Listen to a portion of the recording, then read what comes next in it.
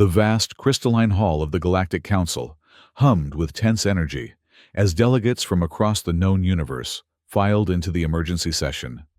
The transparent walls refracted the light of a dozen different suns, casting rainbow patterns across the concerned faces of representatives from hundreds of civilizations. Ambassador Leora of the Saran people moved with calculated grace toward the central podium. Her translucent skin, characteristic of her species, seemed particularly pale today, the blue-green circulatory fluid visible beneath pulsing with anxiety. 7 days. That was all that remained before the Zolkor Empire would complete their siege and overwhelm her planet's remaining defenses. 7 days before everything her people had built over millennia would be reduced to ashes or, worse, subjugated under the brutal regime of the expansionist Zolkors. The Sarans were not warriors. Their civilization had flourished around healing and biological sciences, their gentle nature making them particularly adept at understanding living systems. Their advanced medical technology had saved billions across the galaxy, including many in this very chamber. But that same gentleness made them vulnerable. When the Zolkor fleet first appeared at the edge of their system 3 months ago, the Sarans had no military response. Their defensive systems, designed mainly to deflect asteroids and regulate atmospheric entry, had been systematically dismantled by Zolkor saboteurs. As Leora took her position at the podium, the vast chamber fell silent. The Saran ambassador's voice, though soft, carried clearly through the hall. Esteemed representatives of the Galactic Council, I stand before you today not merely as the voice of my people, but as their last hope. She paused, her large eyes scanning the assembly. The Zolkor forces have disabled our planetary shields. Our outer colonies have fallen. In 7 standard days, they will reach our homeworld, Saran Prime. We have no military capabilities to repel them. Without immediate intervention from this council, my civilization faces extinction. Murmurs rippled through the chamber. The Saran plight was well known. Their medical advances had made them both valuable and vulnerable. The Zolkors sought not just territory, but the advanced biomedical technology the Sarans had developed. Technology that, in Zolkor hands, could be weaponized for purposes that would threaten the entire galactic community. Council Chairperson Tanric, a tall, imposing figure with skin like polished obsidian, leaned forward. Ambassador Leora, the Council acknowledges the grave situation facing the Saran people. We have already initiated diplomatic channels with the Zolkor Empire. With respect, Chairperson, Leora interrupted, an unprecedented breach of protocol that caused another wave of whispers. Diplomatic channels have failed. The Zolkors rejected all communiques. They seek our medical technology to enhance their bioweapons program. Every day we delay, more of my people die. Representative Yuna, from the crystalline species of Luminar, raised a glowing appendage.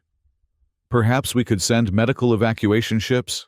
Save as many Sarans as possible before our world is lost? Leora's voice rose slightly. Our population exceeds 8 billion. Even with every available transport in the quadrant, we could evacuate perhaps 1%. And where would they go? To live as refugees, scattered across the stars, while our accumulated knowledge of 10,000 years falls into the hands of those who would use it to cause suffering. A heavy silence fell across the chamber. The Council, designed to maintain peace and balance, found itself facing a crisis that demanded immediate action, something the deliberative body was not structured to provide. Ambassador Reed of Earth, a middle-aged human with dark skin and prematurely gray hair, watched the proceedings with growing concern. Humans were relative newcomers to the galactic community, having achieved faster-than-light travel only 3 centuries ago. Their inclusion in the Council had been controversial. Unlike many established species, humans maintained a substantial military force. The Council's charter encouraged member civilizations to gradually demilitarize, maintaining only the minimal forces necessary for peacekeeping. Earth had agreed in principle, but had been slow to reduce their fleet, citing the need for gradual transition. Now, Reed saw an opportunity, or perhaps a moral obligation, that the other representatives seemed reluctant to acknowledge. Chairperson. Tanrick's voice cut through Reed's thoughts. The Council will dispatch 2 peacekeeping vessels to Saran space as a show of support and to monitor the situation. We will intensify diplomatic pressure on the Zolkor Empire and call for an emergency summit with their high command. Leora's shoulders slumped visibly. 2 vessels against a Zolkor battle fleet? Diplomatic pressure against an empire that has already ignored 17 formal censures from this council. This is not support, Chairperson. This is abandonment dressed as procedure. The Saran ambassador stepped away from the podium, her movements betraying her despair. As the council moved on to other matters, procedural votes, committee reports, the minutiae of bureaucracy that continued, even as a civilization faced obliteration, Leora made her way toward the Earth delegation. Ambassador Reed rose to meet her. Ambassador Leora, I wish to express Earth's deepest concern for your situation. Concern will not save my people. Ambassador Reed, Leora replied quietly. I had hoped. The historical records of Earth speak of your species' willingness to intervene when weaker nations were threatened by aggressors. Has that changed since you joined the galactic community? Reed glanced around, ensuring they weren't overheard. Not as much as some might think. Walk with me. They moved toward one of the chamber's peripheral corridors, away from the main proceedings. The hallway, lined with living plants from 100 worlds, offered both privacy and security against electronic surveillance. The Council's response is inadequate, Reed said once they were alone. Earth recognizes this, but we are bound by Council protocols. Direct military intervention without Council authorization would violate our treaty obligations. So you too will watch as my world burns. Leora's voice held no accusation, only resignation. Reed stopped walking, turning to face the Saran ambassador directly. I didn't say that. Tell me, ambassador, what exactly would your people need to withstand the Zolkor assault until a diplomatic solution could be reached? Leora blinked, her species equivalent of a surprised expression.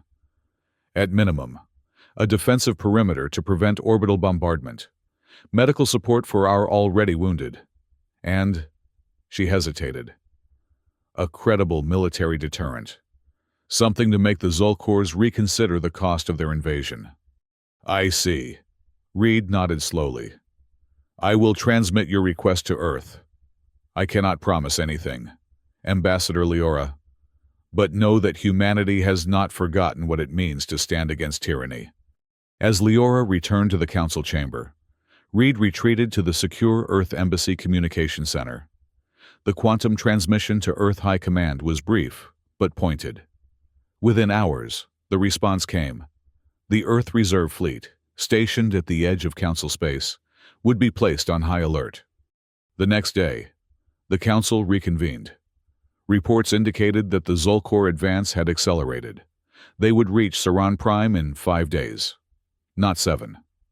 The 2 peacekeeping vessels approved by the Council had departed, but would not arrive until after the Zolkors reached the Saran homeworld. Leora again took the podium, her desperation now evident to all. The situation has deteriorated. I implore this Council, if you will not send military aid, at least help us evacuate our critical scientific personnel and our most vulnerable citizens. Chairperson Tanrick shifted uncomfortably. Ambassador, the Council has already committed its available resources.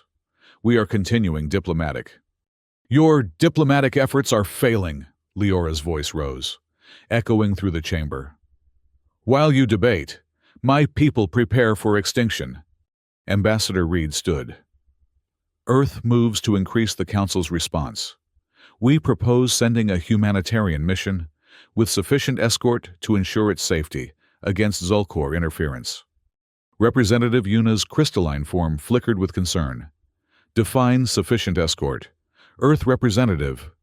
Whatever is necessary to ensure the mission's security, Reed replied evenly. Tanrick's eyes narrowed. The Council has already voted, Ambassador Reed. 2 peacekeeping vessels are insufficient, Reed finished. Earth will abide by the Council's decision, of course. But we reserve the right to protect humanitarian efforts, as provided in Section 5, Paragraph 3 of the Council Charter. The cited section, a rarely invoked clause allowing member states to protect their citizens and humanitarian missions, created immediate controversy. For the next 3 hours, the Council debated the interpretation of the provision, with some representatives arguing that Reed's invocation constituted a dangerous precedent for unilateral military action. Throughout the debate, Reed remained calm, offering reasonable counterpoints to each objection. But behind this diplomatic performance, preparations were already underway. Earth's reserve fleet, 37 warships that officially existed only for emergency defensive purposes, had begun a quiet mobilization. On the 4th day, disaster struck.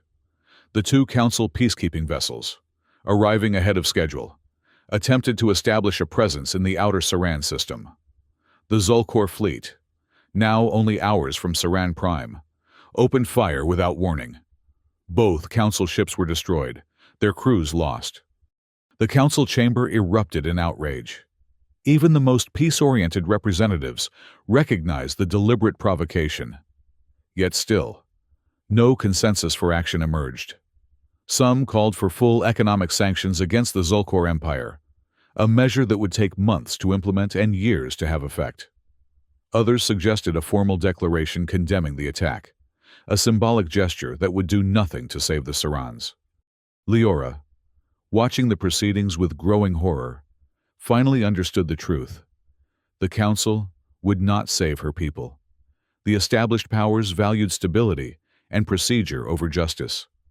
The Saran civilization would become another footnote in galactic history, their passing marked only by a memorial plaque in this very chamber. As the Council descended into procedural arguments about the proper response format, Leora slipped away, making her way to the Earth Embassy. She found Reed in his office, reviewing tactical displays that showed the Zulkor fleet's advance.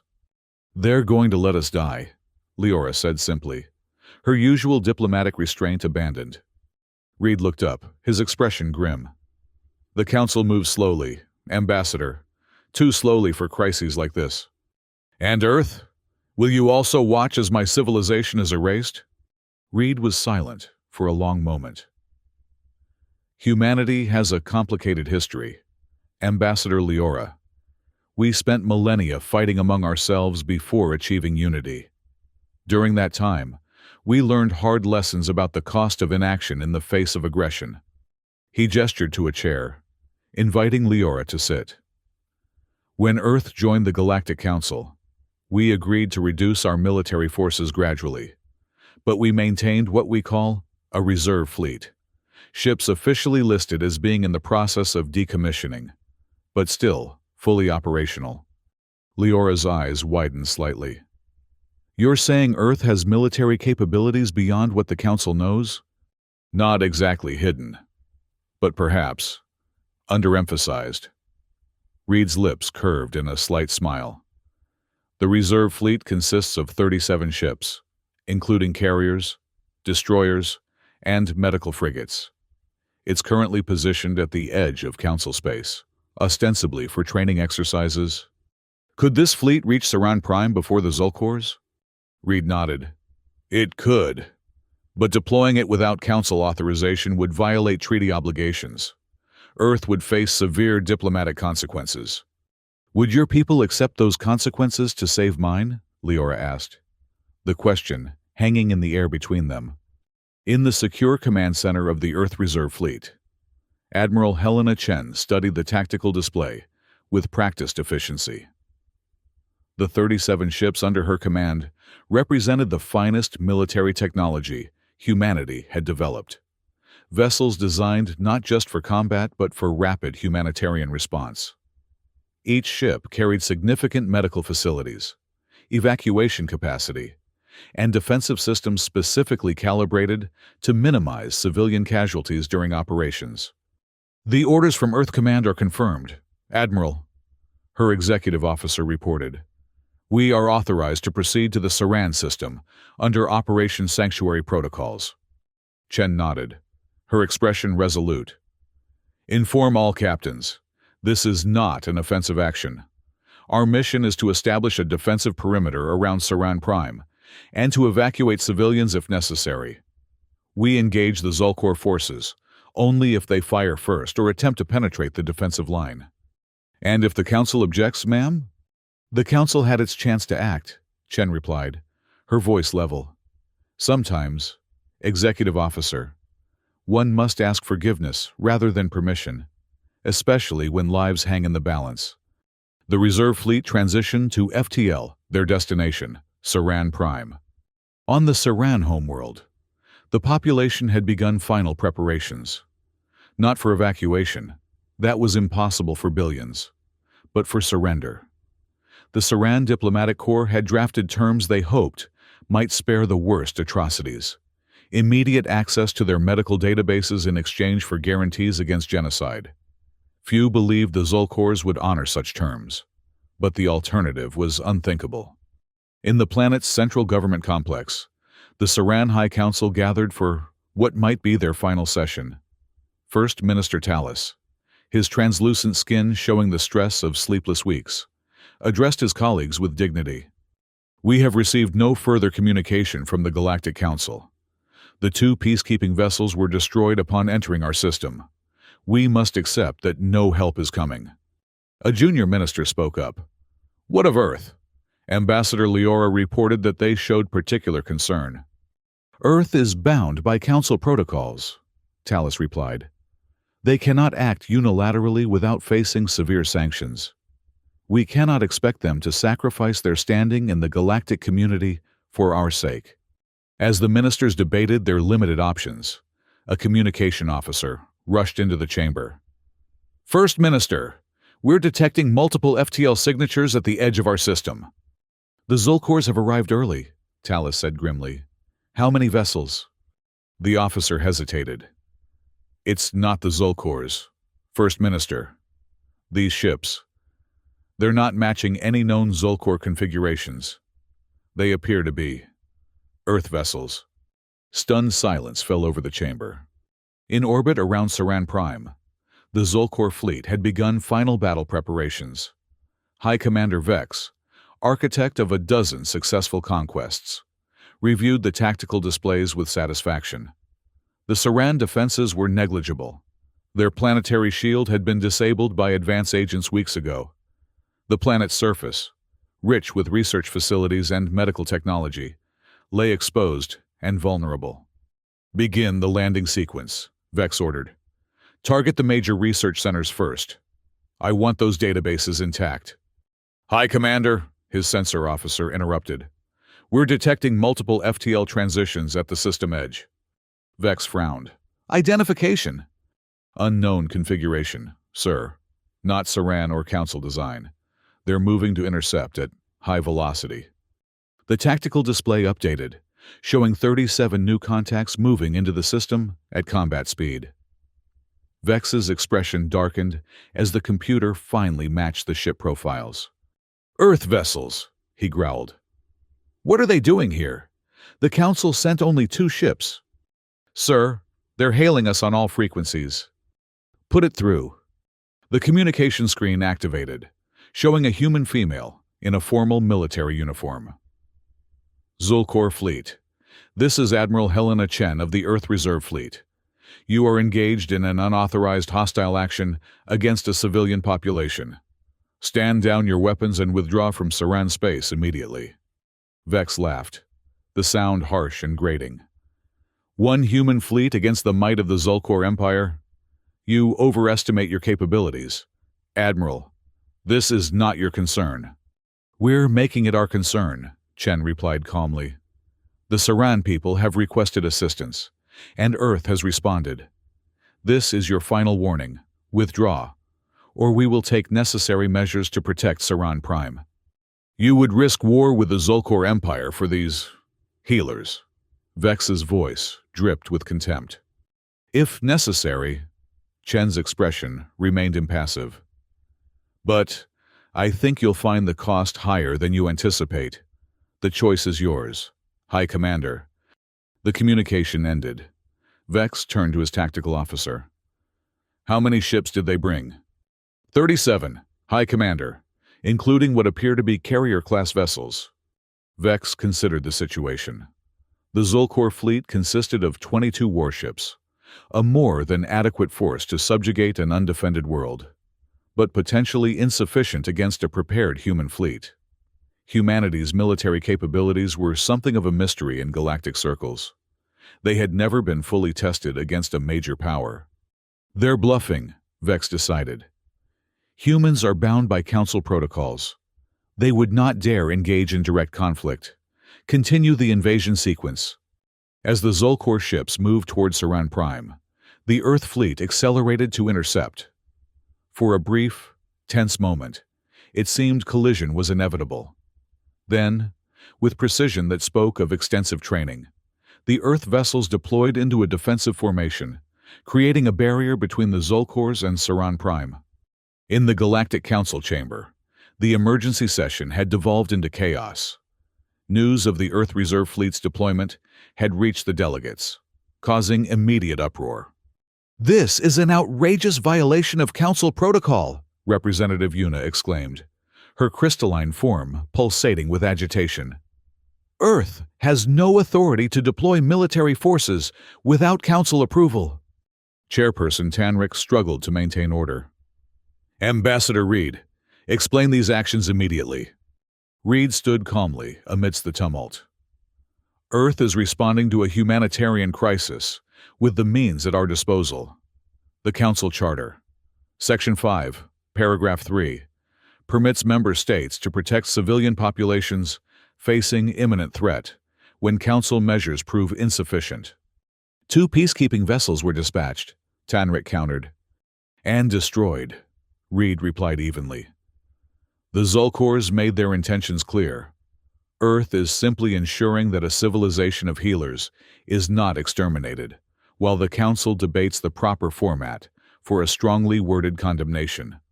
The debate raged on, but Reed's attention was elsewhere. Through a secure channel, he received updates from Admiral Chen. The Earth fleet had established position. The Zolkors had not yet opened fire, but were maintaining their advance toward Saran Prime. On the Saran homeworld, Leora had returned to join the High Council's emergency session. The revelation that Earth had deployed its reserve fleet had sparked both hope and concern among her people's leadership. "What will happen now?" First Minister Tallis asked, as Leora entered the chamber. "Will Earth engage the Zolkors directly?" Ambassador Reed indicated they would establish a defensive perimeter only. Leora replied, "They will not fire unless fired upon." "And if the Zolkors attack?" Leora hesitated. "Then Earth will respond with proportionate force." The ministers exchanged troubled glances. The Saran Ethical Code, developed over millennia of peace, emphasized nonviolence in all circumstances.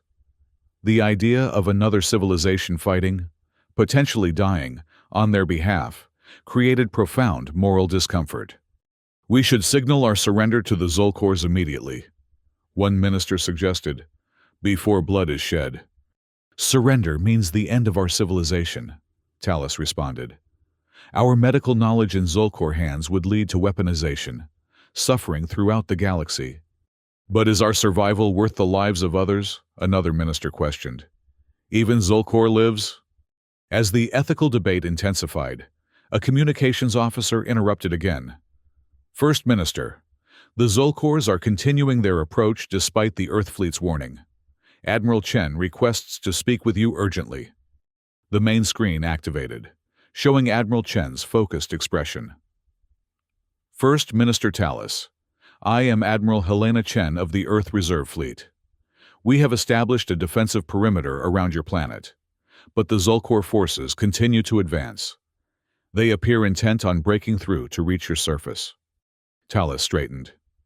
We appreciate Earth's intervention, Admiral, but we cannot condone violence, even in our defense.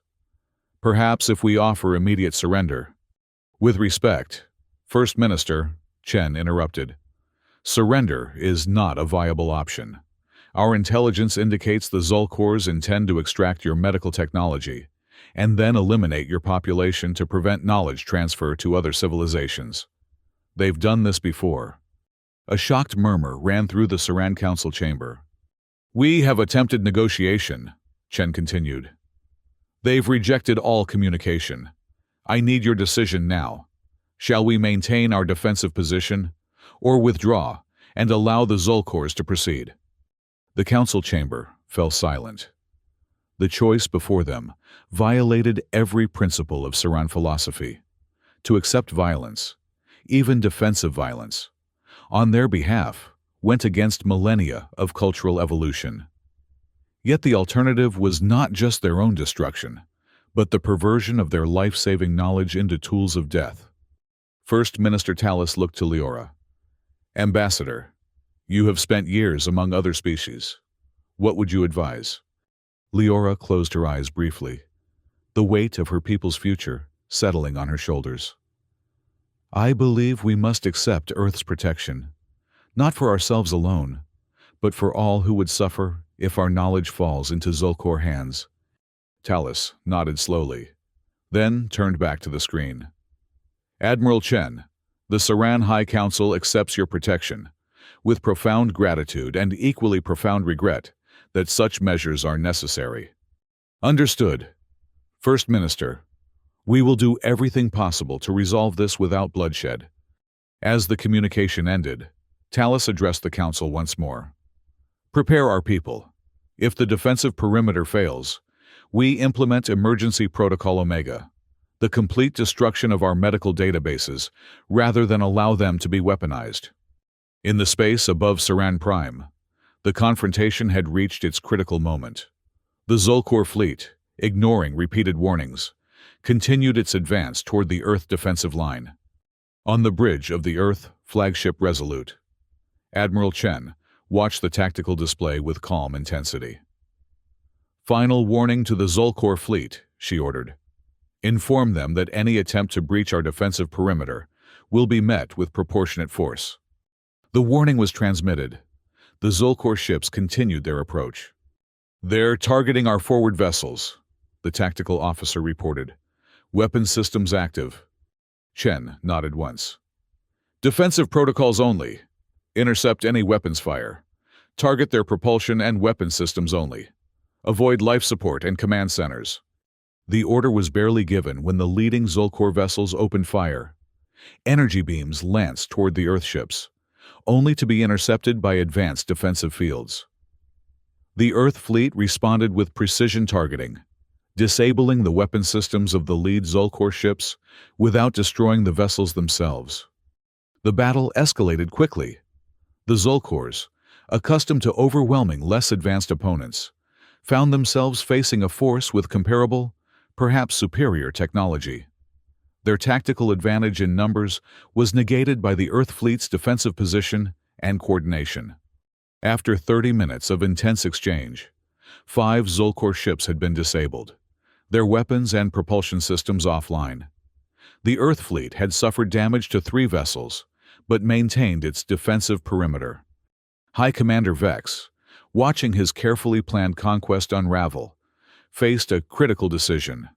The humans had demonstrated both capability and restraint. They could have destroyed his ships but had chosen only to disable them. This suggested either extreme confidence or a reluctance to escalate to full warfare. Prepare the planetary bombardment sequence, Vex ordered suddenly. Target the Saran capital city. If we cannot have their technology, we will ensure no one else does either. His officers hesitated, shocked by the order. Planetary bombardment of civilian populations was considered extreme, even by Zolkor standards. Typically reserved for cases of planetary insurrection against established Zolkor rule. Sir, such an action would violate Galactic Council conventions on warfare. We are already at war, Vex snarled. Execute the order! On the Resolute, the tactical officer's expression darkened. Admiral, the Zolkor command ship is repositioning. They're preparing weapons consistent with planetary bombardment capability. Chen's eyes narrowed. Intercept course. Prepare to disable their main weapon systems. Admiral, the communications officer interrupted. Incoming transmission from the Saran High Council. The main screen activated, showing First Minister Tallis. Behind him, Leora and the other council members stood in solemn formation.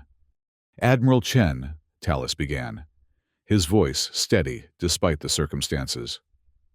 Our sensors confirm the Zolkor intention to bombard our planet. We have activated Emergency Protocol Omega.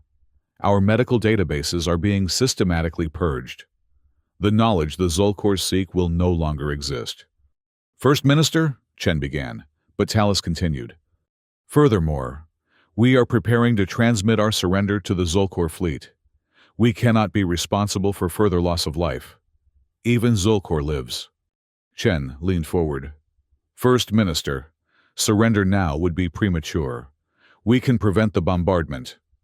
At what cost, Admiral? More violence, more death? There must be another way. In the Galactic Council chamber, the debate had reached a critical juncture. News of the confrontation between Earth and Zolkor forces had galvanized the previously hesitant representatives.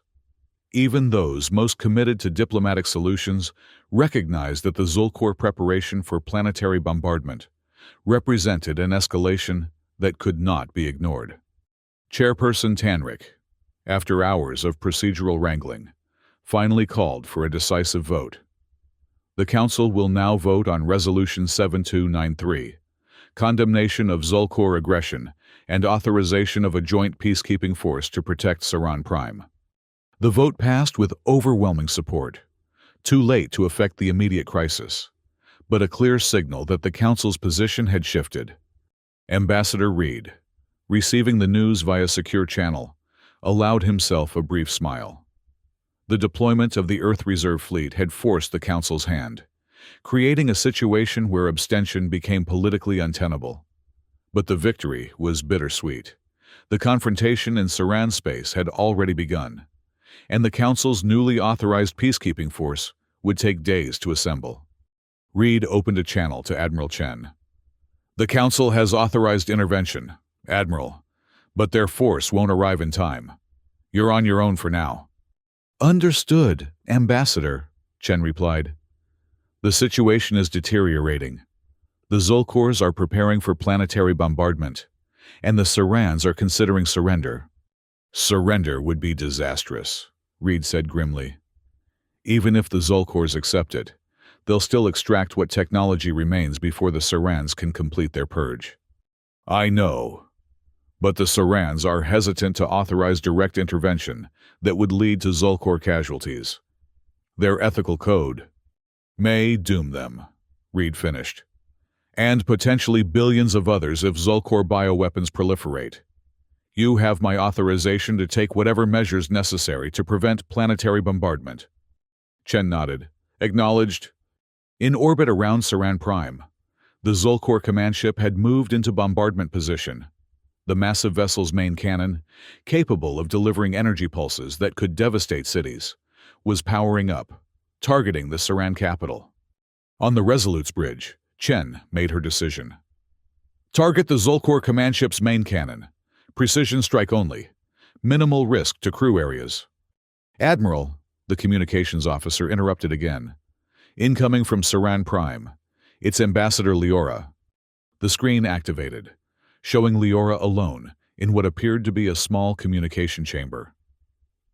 Admiral Chen, I am contacting you without the knowledge of the High Council. They are preparing to transmit our surrender. Ambassador, please, listen, Leora continued urgently. I have spent years studying Earth history. I understand what you are trying to do. The Saran ethical code forbids violence, but it also demands we protect life throughout the galaxy.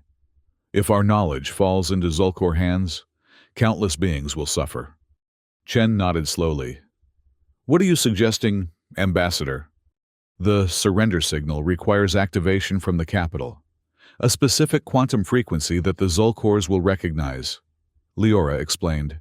I can delay its transmission, long enough for you to neutralize the immediate threat. You're authorizing military action? I am giving you time to protect not just Saran lives, but all lives that would be threatened by Zulkor bioweapons, Leora replied. Her expression resolute, despite her evident inner conflict. Do what must be done, Admiral. Quickly. As the communication ended, Chen turned to her tactical officer. Execute targeting plan. Disable their bombardment capability. The Earth fleet moved with coordinated precision. 3 destroyers targeted the Zulkor command ship's main cannon, while the remaining vessels maintained the defensive perimeter. The strikes were surgical, precise energy pulses that overloaded the weapon systems without threatening the vessel's integrity. High Commander Vex watched in fury as his ship's bombardment capability went offline. Return fire! Full offensive pattern! The Zulkor fleet responded with a coordinated attack, bringing all remaining weapons to bear on the Earth vessels. For several tense minutes, space around Saran Prime became a chaotic exchange of energy weapons and defensive countermeasures. But the initial precision strikes had shifted the balance. Without their main bombardment capability, the Zulkors lost their primary strategic advantage. 3 more of their vessels suffered critical systems failures as the Earth fleet maintained its defensive posture while systematically targeting weapons and propulsion. In the Saran capital, the High Council watched the battle with growing horror and amazement. The Earth ships moved with incredible coordination, absorbing damage while disabling rather than destroying their opponents. It was warfare conducted with surgical precision, minimizing casualties while maximizing tactical effectiveness. The surrender signal. First Minister Tallis suddenly realized, why hasn't it been transmitted? I ordered it prepared minutes ago. A communications officer shifted uncomfortably. There appears to be a technical difficulty with the quantum transmitter. First Minister, Ambassador Leora is attempting to resolve it. Tallis's eyes narrowed slightly. Find Leora immediately. In orbit, the confrontation had reached its turning point. 8 Zulkor vessels now drifted powerless, their weapons and propulsion disabled. The remaining ships had begun to pull back, recognizing the futility of their position. The Earth fleet, though damaged, maintained its defensive formation around Saran Prime. On the Zulkor command ship, High Commander Vex faced the unthinkable: defeat. His carefully planned conquest, one that would have elevated his status within the Empire hierarchy, lay in ruins. Worse, the humans had deliberately avoided destroying his ships, leaving him alive to face the consequences of failure. Prepare a communication to the Earth flagship, Vex ordered, his voice tight with suppressed rage. The main screen activated, showing Admiral Chen's composed expression. High Commander Vex, are you ready to withdraw from Saran space? You have no authority here, Vex snarled. This intervention violates Galactic Council protocols. Actually, Chen replied, the Council has just authorized a joint peacekeeping force to protect Saran Prime. Our presence has been retroactively sanctioned. Vex's expression flickered with surprise before settling back into hostility. This isn't over, human. The Zulkor Empire does not forget such interference. Neither does Earth. High Commander, remember that if you consider returning, Chen's voice remained level. Your ships are disabled, but not destroyed. We will provide emergency power to life support systems, but you must withdraw from Saran space immediately. Salvage vessels can retrieve your disabled ships after your departure. Vex's jaw tightened, but he recognized the reality of his situation. We will withdraw, for now. As the communication ended, Chen turned to her officers. Maintain defensive positions, monitor their retreat, prepare medical teams to assess any casualties aboard the disabled vessels. Admiral, her executive officer asked quietly. "Do you believe they'll honor the withdrawal?" Chen's expression was grim.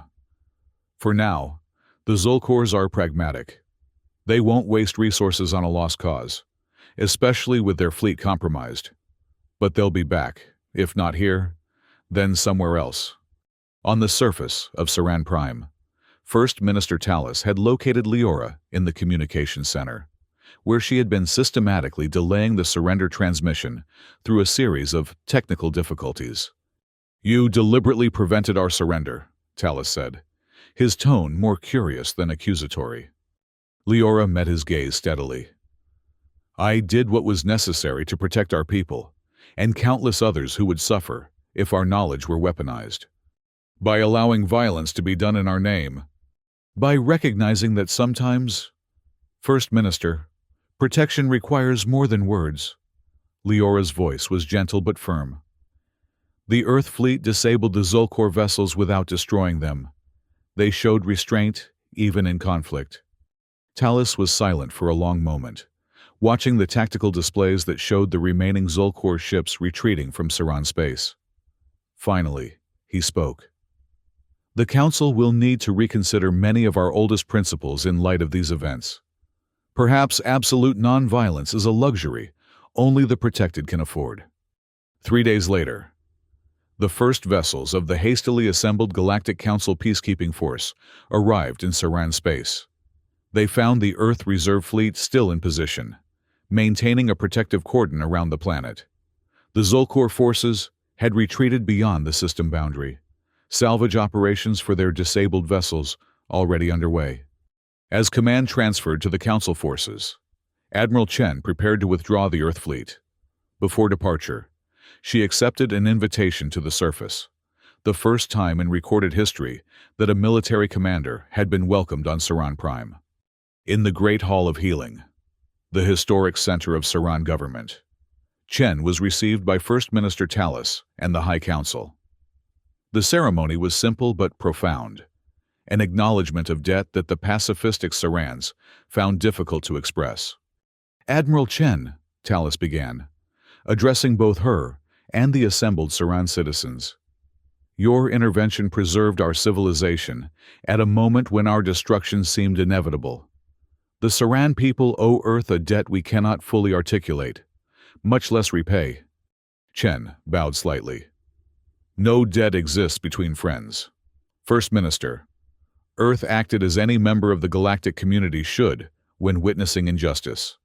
"Not all would have done the same," Tallis replied.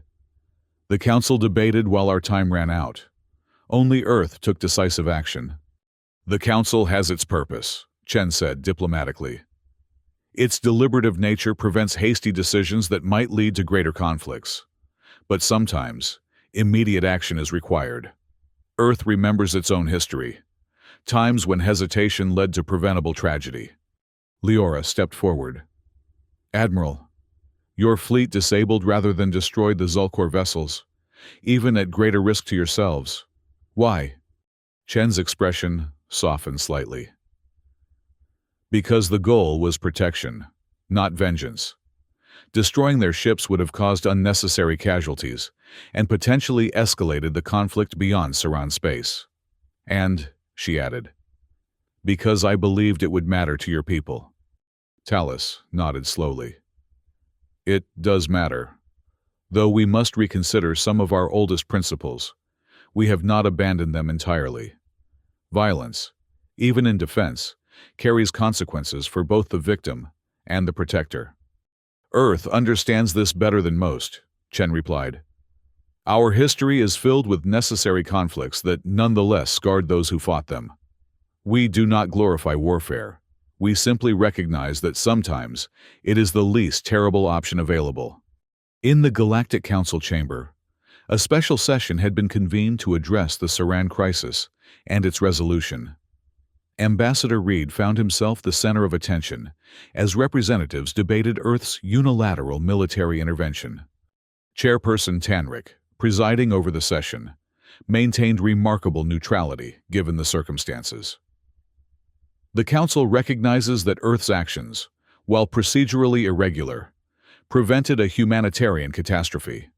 However, the precedent of unilateral military deployment remains concerning. Reed stood to address the chamber. Earth acknowledges the Council's concerns. The reserve fleet has already begun withdrawing from Saran space, as Council peacekeepers assume protection duties. But I must emphasize, had we waited for Council authorization, we would be discussing memorial arrangements for the Saran civilization, not the terms of their continued protection. Representative Yuna's crystalline form pulsed with agitation. The issue is not the outcome, Ambassador Reed, but the means. If each member civilization deploys military forces whenever they deem Council action insufficient, what purpose does this body serve? A fair question, Reed conceded. Earth proposes a compromise, the establishment of a rapid response protocol that would allow for expedited authorization of protective interventions in genuine emergencies, with clear oversight mechanisms and post-action review. The proposal sparked intense discussion. Many representatives recognized the need for more responsive crisis management, while remaining wary of creating mechanisms that could be exploited for individual civilizations' interests. As the debate continued, Ambassador Leora entered the chamber. Her arrival created an immediate hush. The Saran representative had not been expected to attend this session. "Esteemed representatives," Leora began, her voice soft but carrying clearly, "I come before you not to assign blame or praise, but to share a truth my people have learned at great cost." She moved to the central podium, her translucent form seeming to gather the chamber's light. For millennia, the Saran civilization has devoted itself to healing, to preservation of life in all its forms. We believed that absolute nonviolence was the highest ethical principle, that no circumstance could justify harming another sentient being. Leora paused, her eyes moving across the assembled representatives. "We were wrong." A murmur ran through the chamber. The Saran ethical code was legendary for its absolutist stance on nonviolence. "Not wrong about the value of peace," Leora clarified. "Not wrong about the moral cost of violence, but wrong in our belief that words alone can always prevent aggression. Wrong that principled vulnerability would inevitably inspire restraint in others." She gestured toward Reed. "Earth understood what we did not, that sometimes protection requires more than diplomacy, that facing aggressors who recognize only strength may require a demonstration of strength." Chairperson Tanrick leaned forward. "Are you suggesting, Ambassador Leora, that the Saran people now endorse military action?" "No, Chairperson." Leora's reply was immediate. "We remain committed to healing, not harming. But we now recognize that there is a difference between violence as conquest and force as protection. The Earth fleet disabled Zolkor vessels without destroying them, minimized casualties while preventing greater harm." She straightened, her voice growing stronger. "The Sarans did not need a human armada to conquer on our behalf. We needed help, real help, not symbolic gestures. The Council offered words and 2 ships. Earth offered effective protection, calibrated precisely to the threat we faced." The chamber fell silent as Leora continued. "My civilization now stands at a crossroads.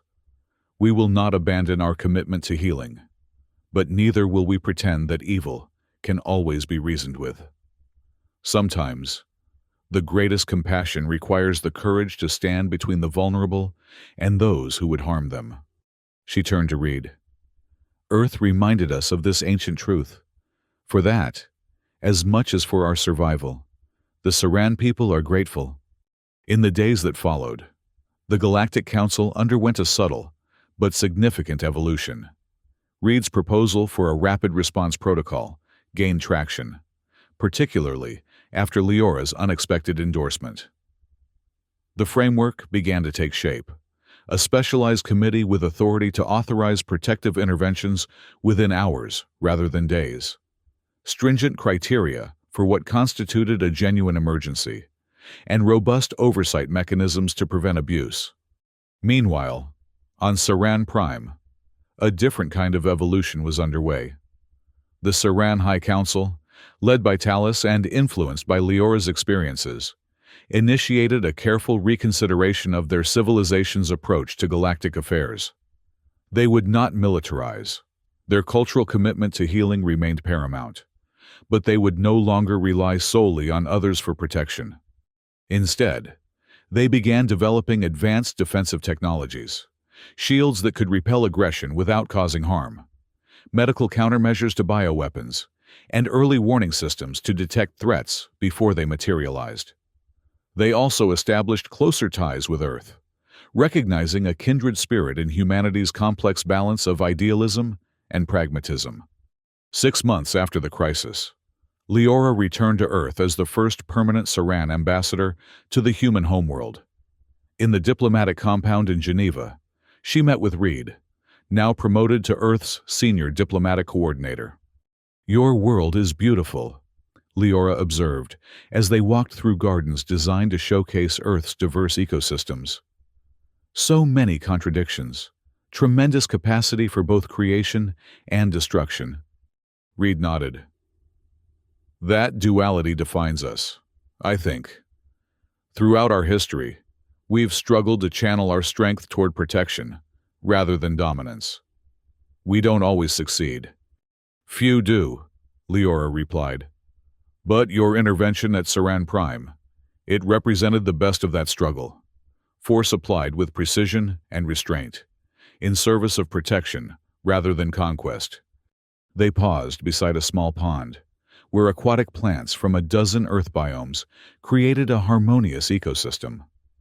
Reed studied the water's surface for a moment before speaking. "The Rapid Response Protocol passed its final vote yesterday. The Council has officially established the mechanism for expedited protective interventions." "I heard," Leora said. "A significant evolution for a body that values deliberation above all else." "It wouldn't have happened without your testimony," Reed noted.